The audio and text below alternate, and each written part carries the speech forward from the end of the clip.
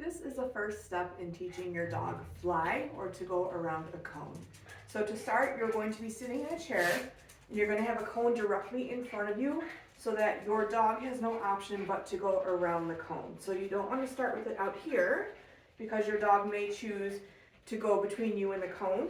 We want them going around the cone. I also have a bowl on either side of me to drop food in.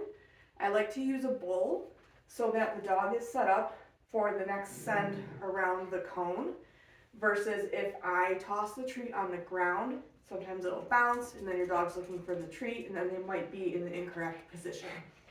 So to start out with this, you can start by luring your dog. So I'm going to start by tossing a piece of food in the first bowl. And then after my dog eats it, I'm going to use a piece of food to lure them around. And then I will click as soon as they're committed to going around the cone, and I'll drop the food in the other bowl. And then we'll continue going back and forth.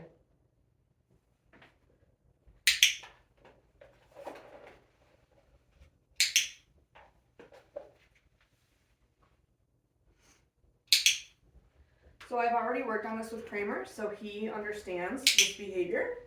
But if you're just starting out with your dog, you can absolutely use a food lure to get them to go back and forth around the cone until they start offering it to you.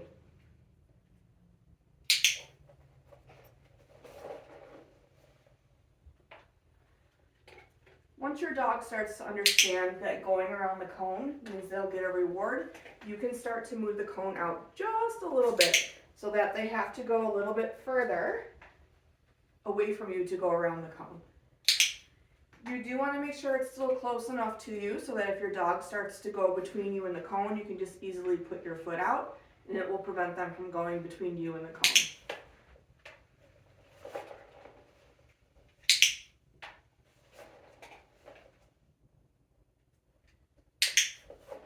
Good boy. We'll do just a couple more here. So I'm clicking as soon as Kramer is committed to going around that cone.